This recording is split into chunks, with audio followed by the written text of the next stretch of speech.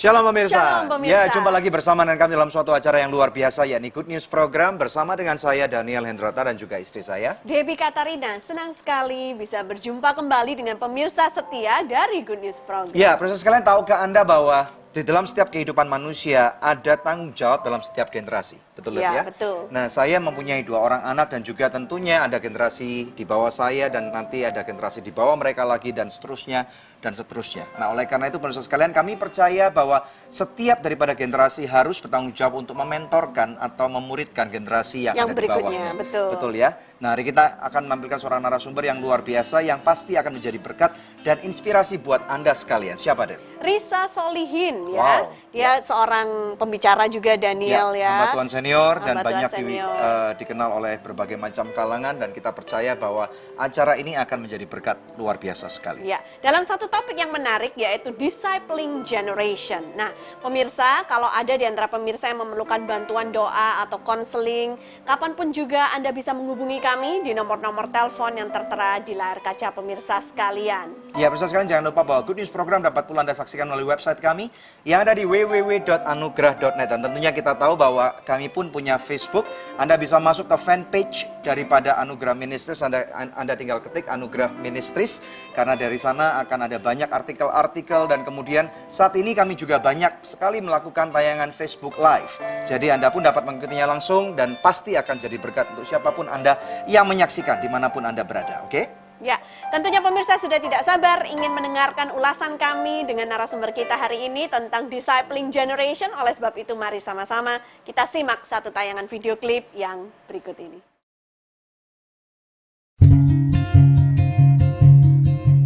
Tidak ada yang bisa menghapus masa lalu kita seburuk apapun yang terjadi. Namun tahukah Anda bahwa masa lalu Anda bisa jadi merupakan mujizat bagi orang lain? Seperti yang terjadi dalam kehidupan narasumber Good News hari ini. Risa Solihin awal mula menjadi Kristen karena ingin menikah dengan istrinya yang Kristen.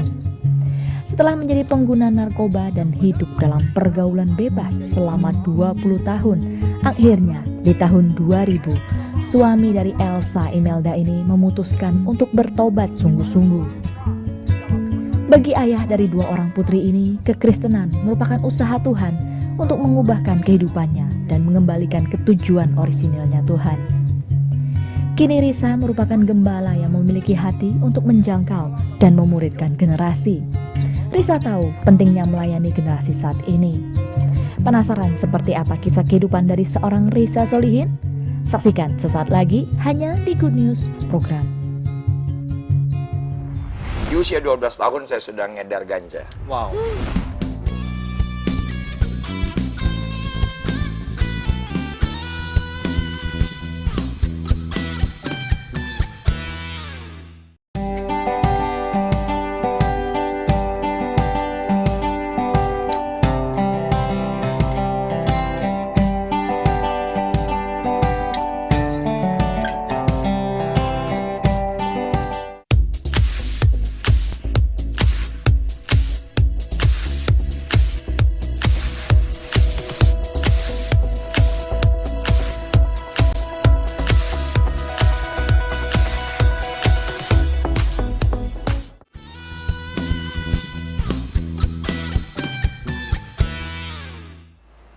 Memuridkan generasi dalam Good News Program bersama dengan kami telah hadir seorang narasumber, hamba Tuhan yang luar biasa, Bapak Pendeta Risa Solihin. Seorang yang selalu berpakaian menarik, rapi, telemis gitu ya, dari atas sampai bawah. Bisa cerita nggak dulu Pak, perubahannya apa dulu, bagaimana, sekarang bagaimana, kok bisa sampai wow gitu penampilannya dandy terus? Karena sudah merasa tua, kakek cucu 2, jadi harus mentransformasi. Bapak sudah punya cucu 2? Sudah punya cucu 2. Wow, Oke, keren. Nggak kelihatan sih Pak umurnya Pak. Oke. Kadang-kadang casing menipu. Pak, mungkin ada pemirsa di rumah nih ya yang belum kenal Pak Risa Solihin ini siapa. Meskipun saya tahu Anda sangat terkenal. Boleh memperkenalkan diri terlebih dahulu Pak, silakan. Oke, saya terlahir bukan Kristen. Dan saya bersyukur lewat Elsa yang menjadi istri saya. Saya menjadi Kristen dan menjadi percaya. Walaupun tidak menyangka Tuhan panggil sedemikian rupa, saya ada sebagaimana saya ada, jadi hamba Tuhan. Keren. Wow. Ya, dan kita dengar kehidupan masa lalu Bapak penuh dengan gejolak. Ada hidup dalam kekelaman dan yang lain-lain, ada narkoba, betul ya? Dan ada seks bebas. Bisa cerita dikit nggak Pak tentang hal itu? Ya, krisisnya adalah mencari pembuktian. Apa yang perlu dibuktikan? Sebagaimana banyak orang, anak-anak muda, ketika tertolak, dia ingin diterima.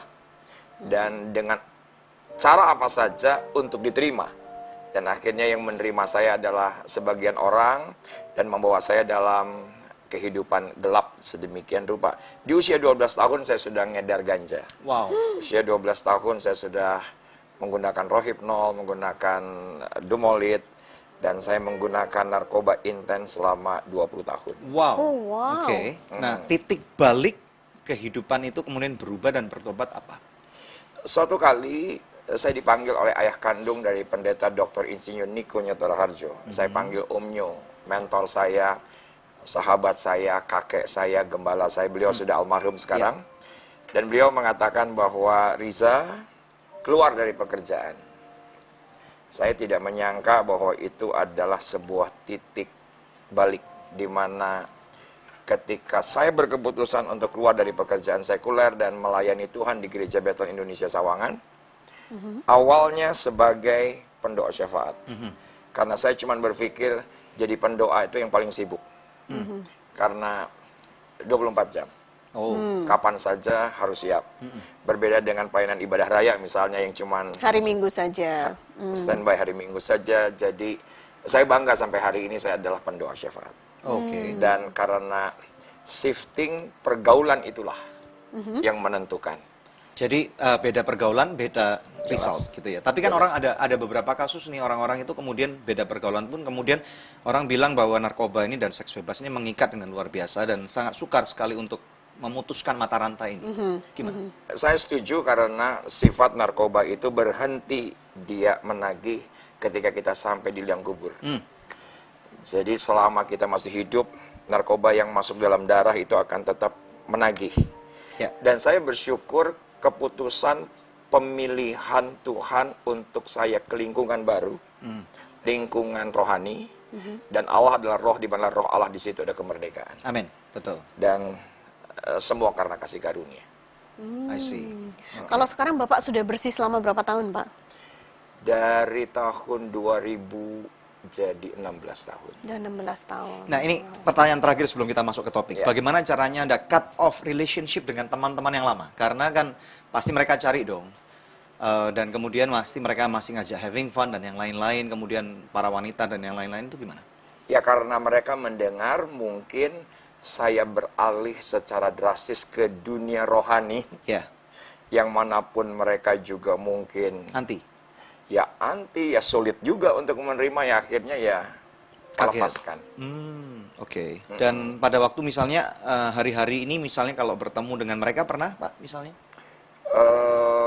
Sudah hampir jarang. Hampir jarang ya. Hampir jarang. Oke, jadi ini contoh kehidupan yang luar biasa, Dep. Bahwa ada contoh inspirasi buat Anda pemirsa di rumah kalau mungkin Anda hari ini masih terikat dengan kehidupan yang tidak baik. Ini ada contoh manusia yang penuh dengan kasih karunia Tuhan yang berjalan dan Anda pun bisa berubah. Kalau Pak Risa Solihin bisa berubah dan dipakai Tuhan, Anda pun bisa berubah dan semuanya karena Tuhan Yesus Kristus. Betul ya? Ya. Tasya? Kita akan lanjutkan bincang-bincang setelah break ya, Pak. Nah, pemirsa, satu kisah hidup yang luar biasa kita sudah dengarkan bersama-sama. Nanti setelah break kita akan bahas lebih dalam lagi bagaimana perubahan hidup yang terjadi di dalam kehidupan Pak Risa Solihin.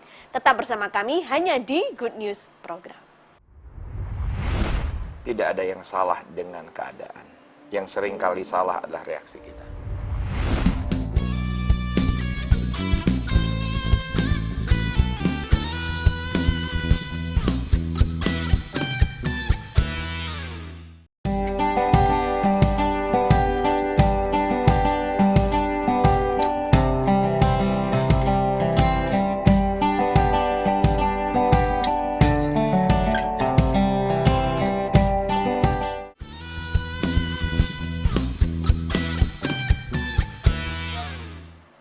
Discipling Generation hanya di Good News Program. Kita kembali kepada narasumber kita, Bapak Risa Solihin. Nah, Pak Risa, kita mau tanya nih, berarti kan Bapak sudah mengalami pertobatan 16 tahun, melayani Tuhan 16 tahun juga.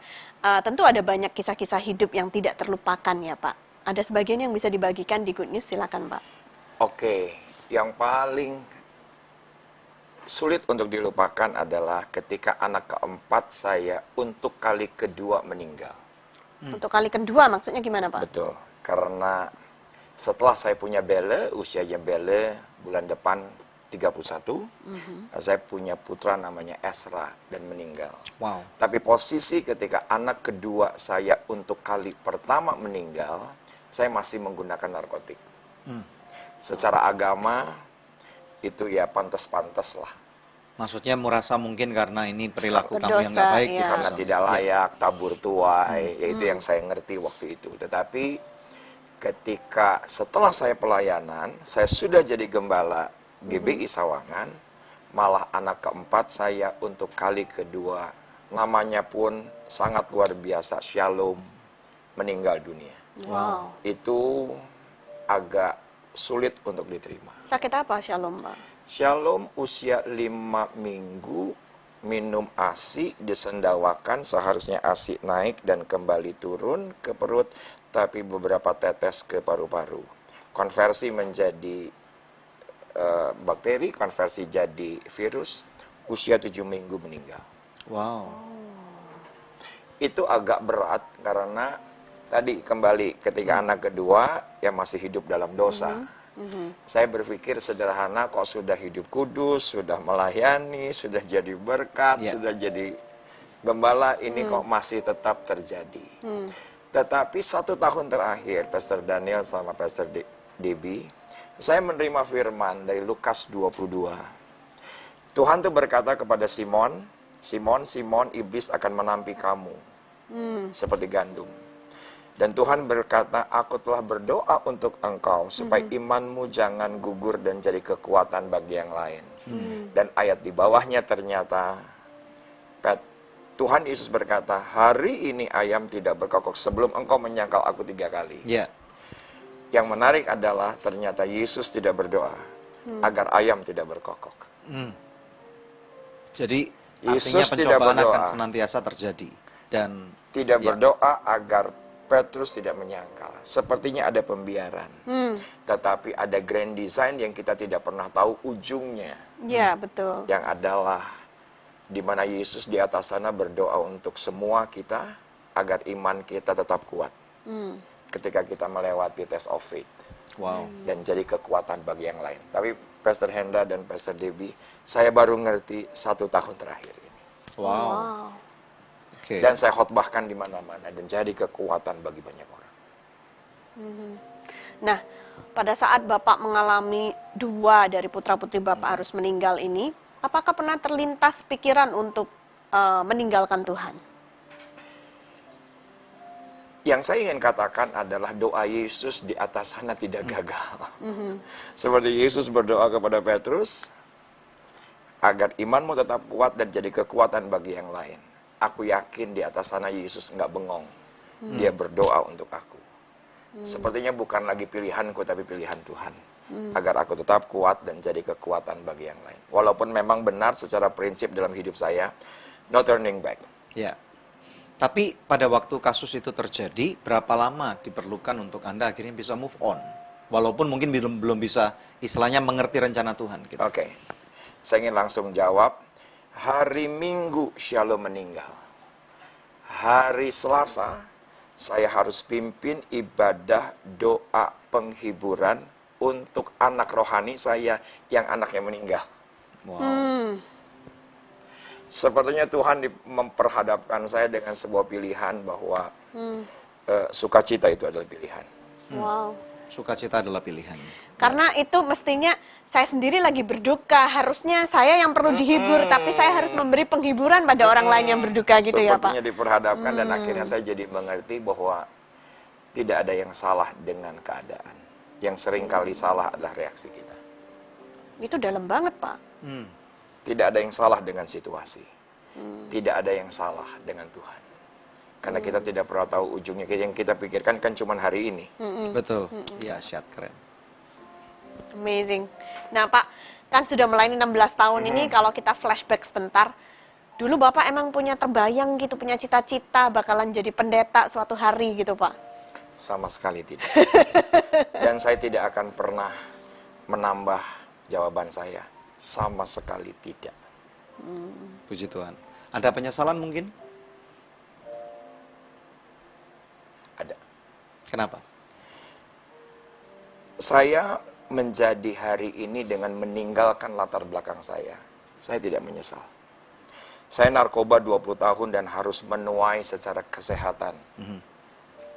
Ada efek buruk dalam kesehatan saya. Saya tidak menyesal. Saya bekerja di perusahaan Amerika dan saya melayani Tuhan. Saya tidak menyesal. Ada satu yang saya sesali, Pak. Saya dibaptis usia 24, saya melayani usia 32 tahun. Itu yang paling saya sesali. Menurut saya, lebih cepat, lebih bagus melayani. Jadi penyesalan karena ada penundaan. Karena penundaan. Betul, oke. Pemirsa sekalian, dalam kehidupan kita, hidup adalah pilihan. Seringkali seperti yang Pak Risa katakan, jangan memberikan reaksi yang salah terhadap apapun hasil yang terjadi pada kehidupan kita. Nah, di layar televisi Anda ada nomor-nomor telepon yang Anda bisa telepon, Anda bisa SMS, bisa kirim email kepada kami. Kita tahu bahwa dalam kehidupan kita tentu banyak masalah, demikian pula dengan kehidupan Anda, ya. Dan kami percaya bahwa Tuhanlah yang terbaik yang dapat memberikan hikmat dan kekuatan serta jawaban buat keperluan dan masalah-masalah yang Anda hadapi. Jangan kemana-mana, tetap bersama dengan kami. Setelah ini akan ada kelompok anak-anak muda yang akan memberikan pujian yang sangat luar biasa dan pasti akan memberkati kehidupan Anda. Hanya di Good News Program. I just wanna sing out your praise, and I sing holy. Hai pemirsa, Anda diberkati dengan episode yang baru saja Anda saksikan. Jangan lupa subscribe di channel YouTube kami, oke? Karena masih ada begitu banyak episode Good News lainnya yang pasti akan memberkati kehidupan Anda.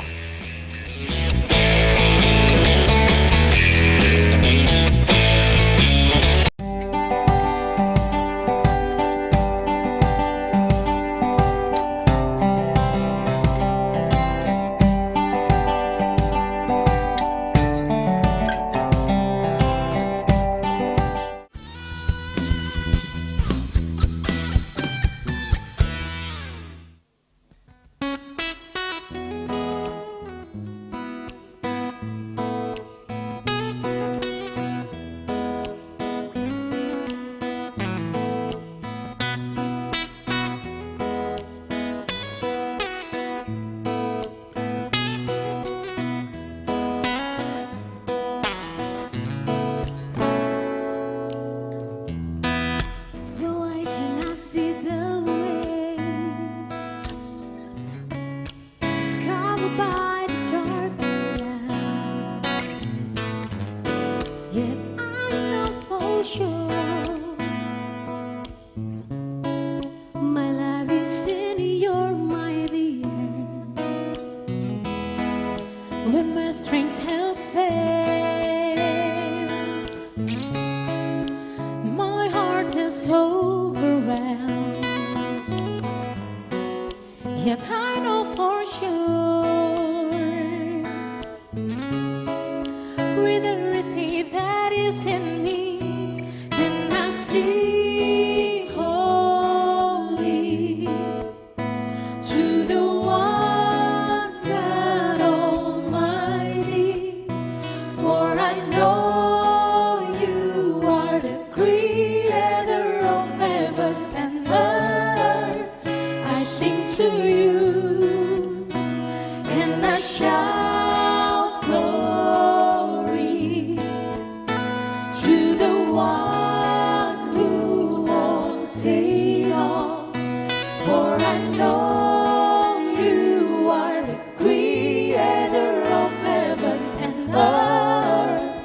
I sing to you, Jesus.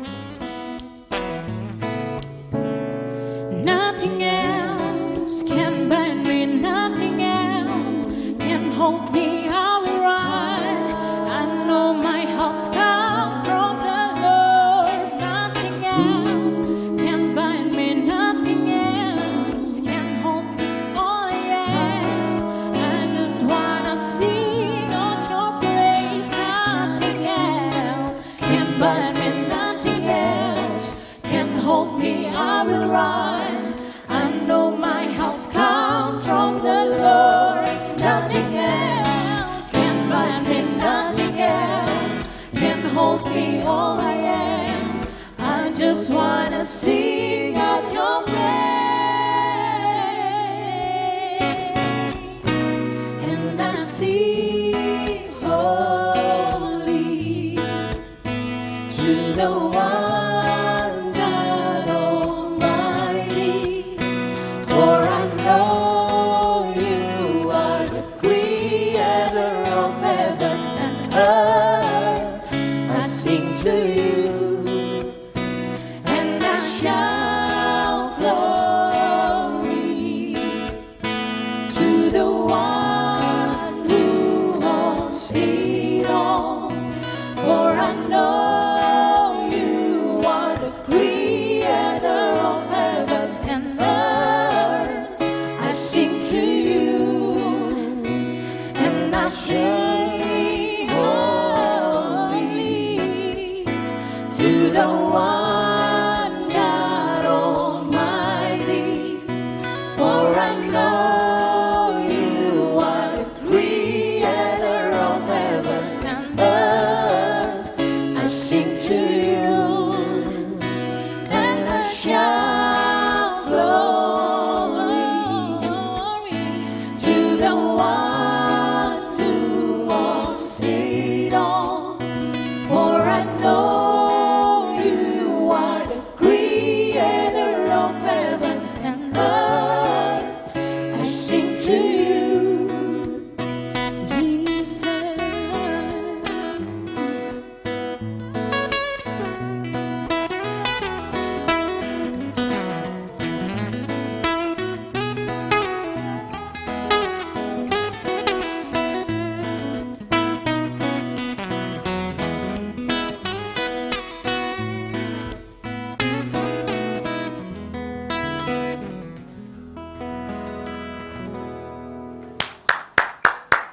Remarkable. Selamat datang di Good News Program. Ya, Ya, ada puji Remarkable Worship nih ya dengan albumnya Remarkable. Juru bicaranya siapa? Perkenalkan diri, namanya siapa? Saya Valdo dari Remarkable Worship. Oke, perkenalkan teman-temannya satu persatu. Ini ada Edu di gitar, ini Eko di gitar, ini singer-singernya, ini Via, ini Angel, ini Renata dan Krisman. Ya, oke. Oke. Luar biasa ya, tadi kita dengar bagaimana kalian bisa harmonisasi, bagus sekali ya. Nah, bisa diceritakan nggak Remarkable Worship ini bagaimana terbentuknya grup ini? Iya, jadi awalnya kita ada di satu cell group, namanya Team Worship Night. Kita kumpul sama-sama dengan passion yang sama, dengan talenta yang sama. Akhirnya kita satu kali itu kita tercetus ide untuk gimana kalau kita bikin worship band. Kira terciptalah Remarkable Worship. Remarkable sendiri itu diambil dari kata marvelous, artinya yang kita kagum kalau Tuhan itu bisa kasih talenta sama kita luar biasa. Ya. Nah, kalau latar belakang kalian masing-masing biasanya apa aja nih? Bisa diceritakan nggak juga? Kita sih sebenarnya punya pekerjaan masing-masing. Ya. Ada yang Via ini kayak Via desainer, kalau Eko memang Eko dan Edu memang dia pemain musik. Ya. Krisman juga memang penyanyi, di sini memang penyanyi semua. Nah, tapi kita memang punya passion yang sama di musik sih. Dan kita juga rindu untuk menyembah Tuhan sama-sama. Kita rindu menjadi berkat sama-sama untuk banyak orang. Ini arrangingnya juga manis sekali, bisa cetakan tangan gini dan Stay tune bersama kami pemirsa, kami akan kembali membawa lebih banyak good news lagi. Ternyata orang begitu banyak percaya, tapi Yesus tidak mempercayakan dirinya. Lah opo sing kurang.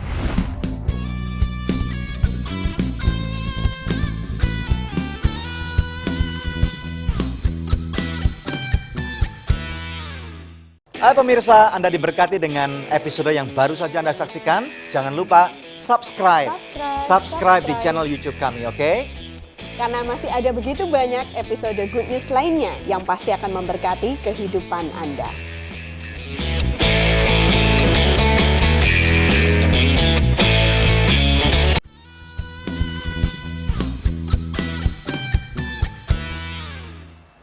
Discipling Generation hanya di Good News Program.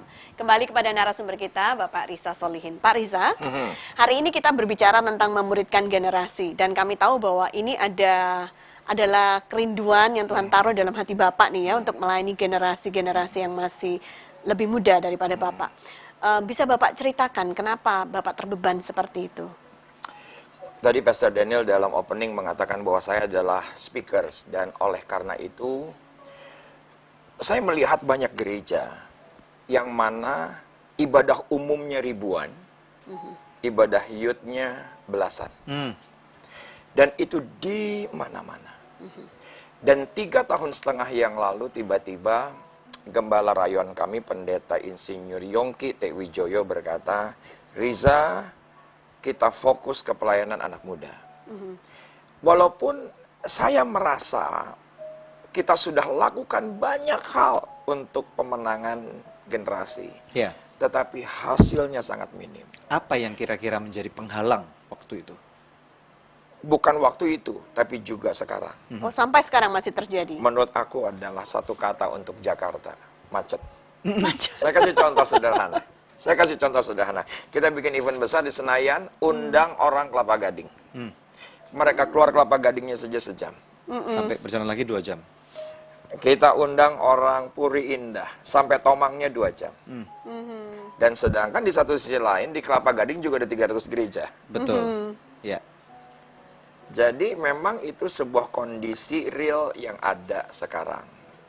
Nah, satu kali saya pelayanan untuk gereja Mawar Sharon.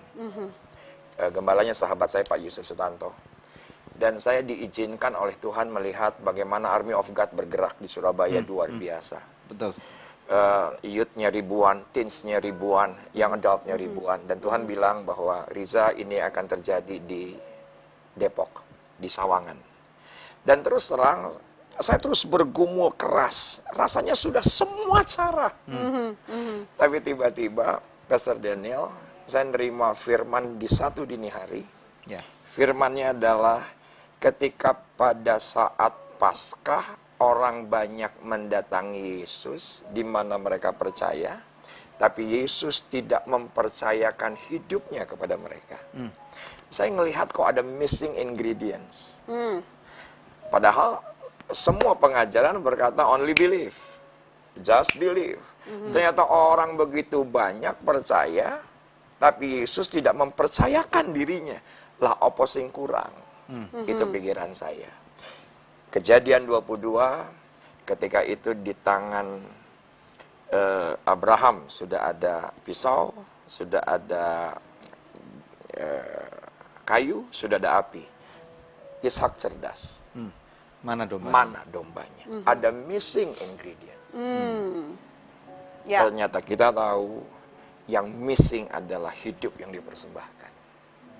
Sekarang ya saya benar adalah wakil Kak Rayon, membantu Pak Yongki di Rayon 9. Saya adalah gembala sidang GBI Sawangan. Tetapi untuk pelayanan generasi, saya tidak lagi pakai konsep, cara, tapi saya mempersembahkan hidup saya. Misalnya bagaimana, Pak? Contoh, waktu. Yang paling krusial adalah waktu. Dan Elsa, istri saya bersyukur anak-anak dan keluarga juga memberikan porsi yang cukup untuk saya, space yang cukup buat saya untuk saya bisa melayani mereka. Karena bagaimanapun mereka juga sangat demanding. Sangat demanding akan perhatian, connecting, waktu. Dan akhirnya sampai pada sebuah titik ketika mereka percaya bahwa aku memberikan hidupku kepada mereka, relatif sekarang lebih mudah. Nah, apa yang Bapak lakukan pada waktu bertemu dengan anak-anak muda ini dan jumlahnya berapa? Waktu itu yang tertinggal 3 tahun yang lalu pulang dari Surabaya tinggal 8 orang. 8 orang, oke. Tinggal 8 orang, kita evaluasi dan kita tidak mendapatkan kesimpulan miss-nya di mana, kesalahannya di mana, karena semua sudah kita lakukan. KKR nggak kurang-kurang, retreat nggak kurang-kurang, ibadah nggak kurang-kurang, seminar nggak kurang-kurang, camp nggak kurang-kurang, semua program. Ternyata memang 8 orang bersama dengan saya 9 ketika kita persembahkan hidup kita. Itu hasilnya luar biasa. Apa hasilnya, Pak? Sekarang dari sejak 3 tahun yang lalu, karena branding kita adalah Disciple Revival Project, jadi kita ingin ada satu kebangunan proyek pemuritan. Jadi kita mencetak misionaris-misionaris untuk diutus ke sekolah dan kampus. Sekolah dan kampus. Sekolah dan kampus. Karena kita melihat sekarang waktu 24 jam yang paling dominan bagi generasi yang kita bisa dekati itu adalah di sekolah. Betul. Ya. Ya. Dan Pastor Daniel dan Ibu Debbie, perlu saya tegaskan, ini bukan untuk yang bukan Kristen. Kami hanya fokus kepada yang Kristen. Bisa ceritakan lebih dalam nggak apa yang Bapak lakukan pada waktu menjangkau ke sekolah-sekolah ini? Ya, itu sih sebetulnya normal karena sekolah-sekolah ini tidak punya dana untuk guru agama Kristen. Jadi kalau ada pelajaran agama Kristen itu adalah guru matematik yang beragama Kristen. Karena cuma kebetulan ngerti. Iya, iya. Itu adalah guru fisika yang beragama Kristen, jadi kualitasnya seperti apa, ya kita bisa kira-kira, karena memang bukan passionnya mereka, bukan tugas mereka. Dan akhirnya ketika kami datang ke sekolah-sekolah dan kampus untuk kami yang mengajar. Oh, oke. Volunteer gitu ya, Pak? Iya, iya. Kami punya istilah kami utus misionaris. I see. That's nice. Sekarang berapa, Pak? Sekarang 40 sekolah dan minggu yang lalu kita confirm, kita kontrak sebuah ruko untuk pelayanan pemuritan satu kampus yang mahasiswa Kristennya. 14.000. Wuh. Ya. Dan Luar itu biasa. lokasinya di mana aja? Di sekitar pelayanan gereja kami. I see. Karena supaya nggak berurusan dengan kemacetan gitu ya. Jadi memenangkan kota satu daerah demi satu daerah. Oke, good, menarik sekali. Oke, pemirsa sekalian, kita tahu bahwa generasi muda ini adalah masa depan daripada sebuah kehidupan. Nah, pada waktu gereja sudah tidak lagi mempedulikan generasi yang ada di bawahnya, tentunya kita tahu bahwa tinggal tunggu waktu bahwa akan ada masanya bahwa gereja-gereja akan digantikan dengan bangku-bangku kosong. Nah, kita akan belajar lebih dalam lagi dari seorang hamba Tuhan ini yang luar biasa. Tentunya pada waktu Anda ingin bertanya atau Anda ingin didoakan, ada nomor-nomor telepon, hubungi kami sekarang juga. Jangan kemana-mana, hanya di Good News Program. Padahal yang dibutuhkan generasi cuma satu, waktu untuk mereka cerita dan didengar.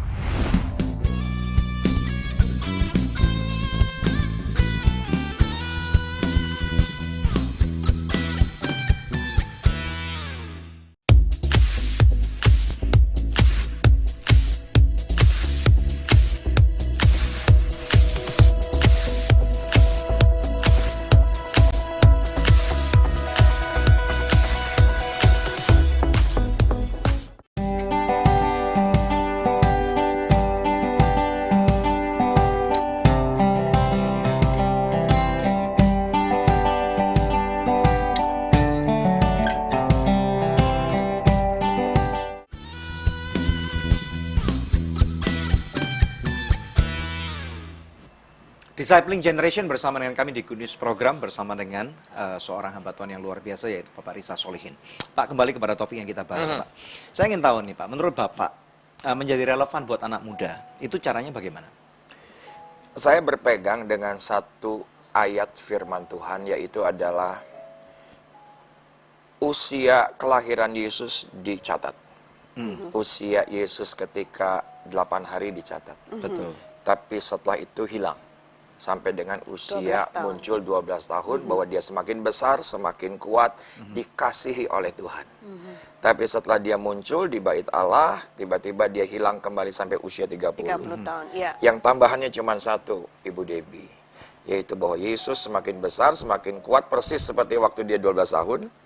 Dikasihi Tuhan, persis seperti dia waktu usia 12 tahun, ada tambahannya satu. Dikasihi manusia. Saya yakin ini adalah dua hal keseimbangan yang harus gereja perhatikan. Tidak hanya cukup substansi, tapi juga harus relevansi. Karena yang Yesus lakukan, dia relevan dengan manusia, sehingga dia dikasihi oleh manusia. Betul, ya. Bukan hanya sekedar dia dikasihi Tuhan, Ya. tapi dibenci oleh manusia. Ya. Tapi ayatnya dengan jelas berkata ada balancing. Bila pelayanan kami sekarang ada, itu karena keseimbangan ini. Kami tidak hanya ingin menekankan kepada relevan, dan kehilangan doa pujian penyembahan. Karena bagaimanapun juga Elia diubahkan oleh karena hadirat. Musa diubahkan oleh karena hadirat. Paulus diubahkan oleh karena hadirat Tuhan. Menurut aku tetap yang namanya keseimbangan ini tetap harus ada di dalam gereja. Karena kalau enggak nanti relevansinya kebablasan. Cuman ikut modelnya yang muda aja ya. Inti spiritualnya hilang gitu ya. Inti sebenarnya hilang. Tetapi juga kalau kita fokusnya hanya kepada dikasih Tuhan, nanti ya enggak nyambung. Nah, ada orang-orang yang bertanya seperti ini Pak. Orang-orang muda mungkin berkata itu terlalu rohani lah misalnya gitu loh. Apakah kita nggak bisa dibuat yang lebih Mendarat eksentrik ke bumi. dikit gitu atau gimana? Saya punya prinsip dalam pelayanan Disciple Revival Project. Kalau ada 100 cara, kita lakukan 200 cara. I see. Jadi harus memang nggak boleh mati gaya lah istilahnya. Nggak boleh mati gaya. Salah satunya model seperti Bapak gini. Ini karena saya sudah tua. Oke. Nah, Pak, kalau kita bicara tentang melayani generasi ya, kita tahu generasi muda zaman sekarang ini nggak sama dengan generasi dulu waktu kita masih muda ya. Sekarang ini cara mereka berpikir, cara mereka hidup sudah dipengaruhi oleh begitu banyak konten yang ada di sosial media. Kadang-kadang mereka bahkan harus memaksa diri, harus punya gaya hidup tersendiri supaya tetap eksis. Kan nggak mungkin, Pak. Kita tiap hari foto pasang di sosial media, tapi bajunya sama terus, malu dong, ya kan? Jadi mereka memaksakan diri sesuatu yang mereka nggak punya pun mereka akan paksa gitu. Nah, ini bagaimana untuk menyadarkan mereka supaya nggak hidup di dunia yang semu, tapi hiduplah di dunia yang nyata gitu. Nah, seperti tadi saya bilang bahwa kenapa saya narkotik? Karena ada penolakan. Tapi di satu sisi saya ada penerimaan. Menurut saya karena digital itu adalah pasif. Memang itu adalah media di mana mereka bisa diterima. Karena memang digital pasif. Nah menurut aku, kitalah gereja yang harus menjadi satu media, minimal satu saja. Yaitu adalah mendengar. Karena menurut aku fatherless adalah masalah karena gap. Ya. Yang begitu menganga padahal yang dibutuhkan generasi cuma satu. Waktu untuk mereka cerita dan didengar. Hanya itu. Hanya itu sebetulnya. Oke. Saya punya pengalaman agak unik Bu Debbie sama Pastor Daniel. Saya nih gaptek. Saya punya smartphone baru 6 bulan. Terpaksa karena gereja kami, GBI Sawangan, diberkati Tuhan memasuki era penggembalaan digital. Ya. Terpaksa harus punya smartphone. Ya. Tapi yang luar biasa adalah saya menjadi dekat dengan Keisha, putri saya. Dulunya ada rongga. Tapi sekarang untuk copy paste saja saya harus tanya Keisha. Untuk posting Instagram saja saya harus tanya Keisha. Jadi saya bisa melihat bahwa ini cuman karena masalah jarak saja. Karena yang tua mengatakan, waduh kayaknya aku nggak bisa. Kayaknya aku sudah nggak mungkin seperti mereka. Ya. Padahal menurut aku ya kita yang tua pun bisa menyesuaikan. Dan ketika era digitalisasi di gereja kami di Sawangan, reaksi sangat keras dari generasi tua. Saya bilang begini, justru ini jalan keluar. Karena tidak perlu Anda yang langsung operasikan smartphone Anda, tapi pasti Anda punya anak, punya cucu, punya keponakan, malah jadi dekat. Karena beberapa orang berkata ya, anak saya terus di kamar Pak, saya nggak tahu caranya berkomunikasi dengan mereka gitu. Iya, oke. Nah, ini mungkin pesan bagi orang tua sebelum kita move on untuk ke yang lain. Secara singkat, bagaimana caranya supaya orang tua mau merendahkan hati dan mau bertanya kepada anaknya? Kan kebanyakan ada orang-orang tua yang udah terlanjur jaga gengsi gitu ya. Lu duit aja minta gua gitu. Itu gimana Pak? Menurut aku, generasi milenial ini generasi yang sangat-sangat unik gitu ya. Yang nggak kepikir dengan generasi kita. Dan menurut aku tidak ada jalan lain. Kalau kita tadi ngelihat uraian yang kita sudah bahas, yang tua harus mempersembahkan. Nggak cukup hanya pisau. Pisau adalah firman. Nggak cukup hanya api. Api adalah Roh Kudus. Nggak cukup hanya kayu, yaitu adalah salib Kristus. Kalau tidak ada yang persembahkan, gimana? I see. Jadi tidak cukup hanya sekedar nasihat, tidak cukup yang sekedar yang yang konvensional. Tetapi Apa yang bisa dipersembahkan orang tua buat anaknya? menurut aku waktu, Waktu. Lagi-lagi waktu berarti. Menurut So, aku waktu. waktu is the main ingredient. main ingredient. Wow. Waktu untuk mendengarkan isi hati mereka, untuk mendengarkan curhatan mereka. Karena kalau orang tua nggak punya waktu untuk semuanya itu, mereka akan pergi cari yang lain yang punya waktu untuk Kalau mendengarkan mungkin mereka. di luar kota atau di kota yang lebih kecil gampang, kalau di Jakarta lagi-lagi macet orang bilang. Dan terjebaklah macet bersama anak Anda dan bisa ngobrol di dalam mobil ya. Seharusnya itu jadi quality time. Iya. Pak Risa, Captive kita- audience. Captive audience. Kita akan lanjut setelah break, tapi sebelum break pemirsa ada satu doa yang sudah terjawab. Ini laporan dari Departemen Doa kami ya. Setelah kami doakan pria yang satu ini, dia mengirimkan kembali SMS dan bersaksi, "Puji Tuhan, saya bersyukur karena Tuhan menjawab semua doa saya, memberikan pekerjaan bagus dan juga dapat melepaskan masa lajang dan melanjutkan ke pernikahan dengan pasangan. Terima kasih tim doa Good News sudah menopang dalam doa." Wow, puji Tuhan pemirsa. Masih adakah di antara Anda yang memerlukan bantuan doa atau konseling? Anda bisa menghubungi kami di nomor-nomor telepon yang tertera di layar kaca pemirsa sekalian, karena tim konseling dan doa kami siap untuk membantu Anda. Tetap bersama kami pemirsa, hanya di Good News Program. Firman Tuhan adalah panduan yang terbaik. Firman Tuhan nilainya absolut, tidak dapat diguncangkan.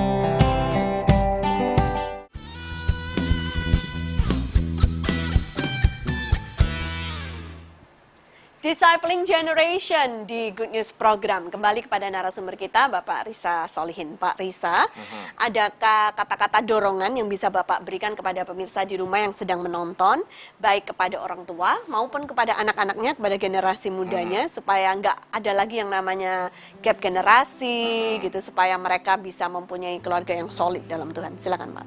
Oke. Kita kembali kepada Kejadian 22 antara Abraham dan Ishak, dan jelas ini adalah satu gambaran generasi tua dan generasi muda. Di mana generasi tua ketika menerima pewahyuan firman, bawalah anak yang kau kasihi dinaikkan ke atas gunung Moria, kita melihat ada satu sikap daripada Ishak, yaitu adalah taat.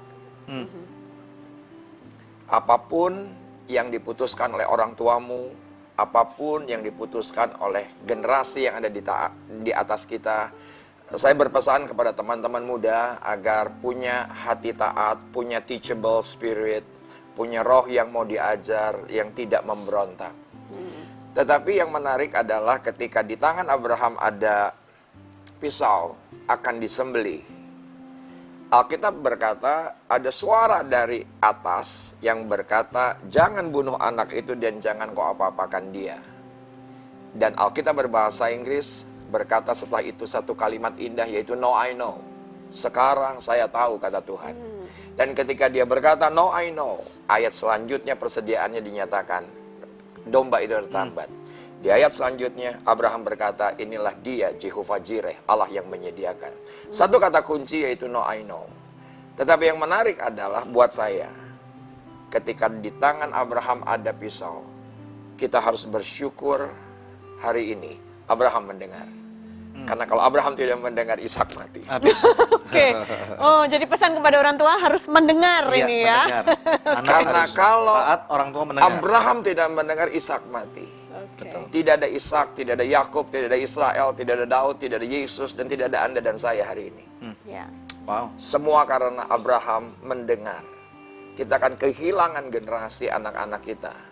Cuman karena satu, karena kita orang tua tidak mendengar. Wow. Itu saja. Wow. Thank you, Wow, Pak. thank you Pak. Dalam Thank you banget. Kami sangat berkati ya. Ya, Thank you. terima Oke. kasih Pak Rizal. Wow, that's ya. amazing. Jadi kita belajar banyak hari ini. Discipling generation. Kita perlu memang bertanggung jawab. Masing-masing kita punya tanggung jawab yang besar. Tentunya bukan kebetulan Anda dilahirkan pada generasi ini. Ya, Anda tidak terlalu awal untuk berpikir tentang generasi-generasi yang akan datang. Anda tidak terlalu kuno atau tidak terlalu terlebih dahulu. Kenapa nggak dilahirkan di tahun 1945 misalnya ya? Buka bersama-sama dengan saya daripada kitab Mazmur 145 ayat 3 sampai dengan ayat yang ke-6. Firman Tuhan berkata, besarlah Tuhan dan sangat terpuji kebesarannya tidak terduga. Angkatan demi angkatan akan memegahkan pekerjaan-pekerjaanmu dan akan memberitakan keperkasaanmu. Semarak kemuliaanmu yang agung dan perbuatan-perbuatanmu yang ajaib akan kunyanyikan. Ayat 6, kekuatan perbuatan-perbuatanmu yang dahsyat akan diumumkan mereka dan kebesaranmu hendak kuceritakan. Jadi kita percaya pemirsa sekalian, memang Tuhan itu besar. Kebesaran Tuhan tidak ditentukan oleh siapa Anda dan siapa saya. Kita menyembah Dia ataupun tidak, Tuhan tetap besar. Tuhan tetap pencipta langit dan bumi dan segala macam isinya. Kita dilahirkan ataupun tidak, kita meninggal muda ataupun meninggal tua, Tuhan adalah tetap Tuhan. Tetapi saat ini pada waktu Anda dan saya masih hidup pada saat ini, di tahun di tahun 2016 ya, ataupun 2017 dan seterusnya. Mari kita percaya bahwa artinya Tuhan masih punya satu assignment yang wajib kita selesaikan ya. Hidup ini memang adalah pilihan. Tuhan memberikan kehendak bebas buat Anda dan saya untuk menentukan hari ini. Nah, oleh karena itu Daud seorang pemazmur berkata, angkatan demi angkatan akan memegahkan pekerjaanmu dan memberitakan keperkasaanmu. Ini yang saya mau highlight pada kesempatan pada saat ini. Nah, saya pribadi sungguh percaya bahwa setiap generasi punya tanggung jawab. Tanggung jawab kita adalah meyakinkan bahwa assignment atau penugasan diri kita ya, apa yang Tuhan inginkan sebagai purpose kehidupan kita ini harus tercapai. Ini yang pertama. Yang kedua, tidak bisa dipungkiri pada waktu kita berbicara akan masa yang akan datang. Saya pernah membawakan satu perenungan tentang visi. Saya berkata seperti ini dan saya akan ulang. Visi yang Tuhan berikan kepada kita ini tidak akan pernah mati. Visi daripada Tuhan bukan ambisi pribadi. Visi daripada Tuhan adalah pemikiran Tuhan, kehendak Tuhan, apa yang Tuhan lihat jauh ke depan. Dan ini visi Tuhan itu sifatnya adalah dari satu generasi ke generasi berikutnya sampai beribu-ribu generasi. Ini kata firman Tuhan. Nah, oleh karena itu pada waktu sekarang kita hidup, sambil kita meyakinkan assignment kita, penugasan kita, PR-nya kita ini beres, tetapi juga akan ada satu tongkat estafet yang Tuhan mau supaya kita serahkan kepada anak cucu keturunan kita. Ya, setiap manusia punya batasan. Punya waktu dalam kehidupan ini. Waktu ini bukan ada di pihak kita. Nah, oleh karena itu pada waktu Anda masih punya waktu. Tadi seorang narasumber kita pada hari ini menegaskan kepada kita. Waktu, ya, orang tua harus punya waktu. Untuk Abraham mau mendengarkan Tuhan. Dan dia berkata, now I know, tentunya dia perlu punya waktu untuk taat kepada Tuhan. Sehingga pada waktu dia tahu, now I know, anaknya cuman ikut saja. Ya, di sana tentunya diperlukan banyak sekali elemen. Waktu kita nggak banyak, tentunya perlu sekali istilahnya ada komunikasi yang jelas antara orang tua dan orang muda. Ya, seringkali ada mismatch. Saya ibaratkan seperti ini, ada gelombang radio, ya, gelombangnya mungkin beda 0,5 atau beda 1 FM-nya saja, maka suaranya nggak akan bisa terdengar dengan sempurna. Kita mau dengar suaranya sempurna. Oleh karena itu, pemirsa sekalian, saya sungguh menganjurkan. Ini yang banyak hamba Tuhan katakan dan kami ingin katakan juga. Miliki kebersamaan dalam membaca firman Tuhan. Ini sangat baik sekali. Ya, bangun mesbah keluarga Anda. Bagaimana caranya? Ada orang-orang yang bertanya kepada saya, bagaimana Pak Daniel caranya? Simple, ya. Firman Tuhan adalah panduan yang terbaik. Firman Tuhan nilainya absolut, tidak dapat digoncangkan. Baik untuk keluarga orang kaya, keluarga orang miskin, keluarga orang biasa, berpendidikan ataupun tidak. Baca firman itu, pemirsa sekalian. Miliki waktu yang tetap. Misalnya pada waktu malam hari sebelum tidur, ya, bersama-sama, misalnya orang tua dan anak membaca bersama-sama, walaupun Anda mungkin tidak lulusan sekolah Alkitab, Anda nggak ngerti firman Tuhan, tetapi orang tua dapat memberikan kesempatan ini untuk sedikit menjabarkan apa arti pengertian firman Tuhan. Dan di sana ambil kesempatan untuk orang tua bisa berdoa buat anaknya. Dan kemudian kasih kesempatan untuk anak-anak berdoa buat orang tuanya. Ini akan ada satu fellowship, kebersamaan, ada satu ikatan, bonding, ya. Ada satu waktu yang istilahnya kemudian akan menjadi kedekatan dan kemudian itu bisa diteruskan, bisa saling berbicara tentang kehidupan anak-anaknya, bisa saling guyon, bisa saling bermain-main, atau mungkin beberapa keluarga bahkan memilih di pagi hari. Sebelum anak-anak berangkat sekolah, bangun setengah jam lebih awal, misalnya jam 5.30 atau dan yang lain-lain. Ini adalah waktu kebersamaan. Ya, Anda harus menemukan setiap keluarga ini harus punya satu kultur budaya yang baik. Karena kultur budaya yang baik ini akan membantu supaya bagaimana anak-anakmu mengenal apa yang orang tuanya inginkan. Nah, sekali lagi ini dalam skup kecil, satu unit terkecil dalam lingkungan masyarakat yang disebut keluarga. Saya percaya kalau Anda sanggup untuk mementorkan anak-anak Anda, memuridkan generasi Anda, anak keturunan Anda, maka saya percaya ya result atau hasil yang Anda harapkan, nilai sekolah lebih baik, ini pasti terjadi. Tinggal tunggu waktu, ya. Kemudian yang kedua, komunikasi dengan teman-temannya. Mereka harus memilih, membuat keputusan untuk tidak membuat keputusan yang salah. Pasti akan dibuktikan dengan adanya waktu bahwa orang tua memiliki waktu bersama dengan anaknya. Nomor 3, pada waktu nanti Anda anak-anak menjadi dewasa dan berhasil, saya yakin anak-anak ini tidak akan pernah melupakan Anda. Justru di saat Anda mengisi waktu kualitas dengan baik, di sana Anda akan diingat oleh anak-anakmu. Ya, lebih banyak lagi kesempatan untuk anak-anak Anda berpikir, mempunyai memori-memori dalam file pikiran mereka tentang bagaimana orang tuanya mempersiapkan kehidupan mereka. Nah, saya tahu banyak sekali tantangan dalam kehidupan, oleh karena itu saya percaya, mari kita serahkan waktu ini, kita berdoa kepada Tuhan. Saya mau berdoa buat setiap pemirsa di rumah, untuk keberadaan Anda bersama dengan anak-anak Anda. Mari kita berdoa. Bapa, di dalam nama Tuhan Yesus Kristus, saat ini kami berdoa untuk setiap pemirsa Good News. Mungkin banyak di antara mereka yang mengalami masalah di dalam rumah tangganya, khususnya antara hubungan orang tua dan anak. Kami berdoa Tuhan, biarlah bahkan setiap orang tua tahu Tuhan mau memberikan kesempatan buat anak-anaknya untuk berkeluh kesah, punya waktu buat anak-anak mereka. Di dalam nama Tuhan Yesus Kristus, Tuhan, kami juga berdoa bagi setiap anak-anak muda, untuk mereka mempunyai hati yang mulai berani taat, berani berserah total akan pimpinan Roh Kudus dari atas apa yang orang tuanya jabarkan. Kami juga berdoa untuk kegerakan-kegerakan anak muda di setiap kota yang ada di Indonesia. Berkati, lawat Tuhan untuk anak-anak muda, untuk gereja-gereja yang dapat dipakai sebagai satu wadah yang luar biasa, sehingga anak-anak muda akan dimenangkan. Generasi kami persembahkan untuk kemuliaan nama-Mu. Di dalam nama Tuhan Yesus Kristus yang dilawat, diberkati oleh Tuhan, bersama dengan saya katakan, amin. Haleluya. Amin. Ya pemirsa, satu tayangan yang luar biasa telah kita lewati bersama tentang bagaimana kita bisa memuridkan generasi berikutnya. Kami harap Anda terinspirasi dan diberkati sama seperti kami diberkati di studio. Pemirsa, tiba saatnya untuk kami pamit undur dari hadapan Anda untuk berjumpa kembali di pekan yang akan datang di hari, jam, dan stasiun televisi yang sama. Saya Debbie Katarina bersama dengan suami saya Daniel Hendrata, dan jangan lupa untuk selalu cek di fanpage Facebook kami yaitu Anugerah Ministries. Akhir-akhir ini kami banyak sekali melakukan tayangan live streaming dan kami percaya ini akan menjadi berkat dimanapun Anda berada. Terima kasih. Tuhan Yesus memberkati.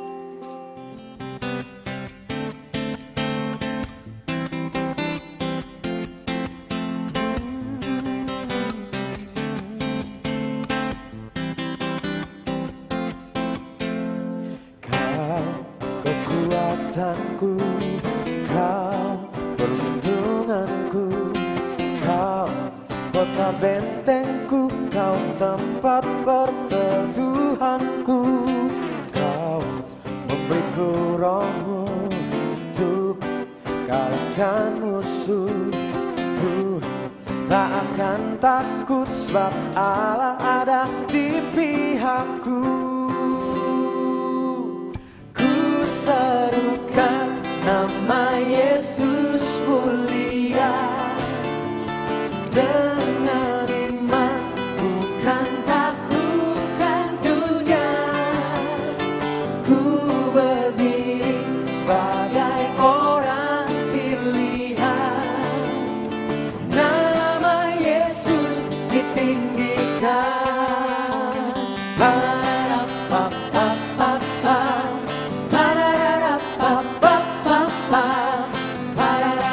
Pa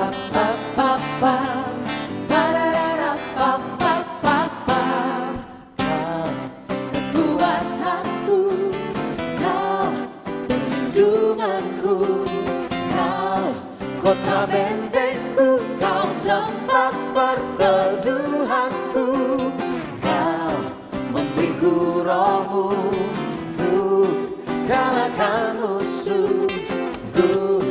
Tak akan takut sebab Allah ada di pihakku. Ku serukan nama Yesus mulia, dengan iman bukan takutkan dunia. Ku berdiri sebagai orang pilihan, nama Yesus ditinggikan.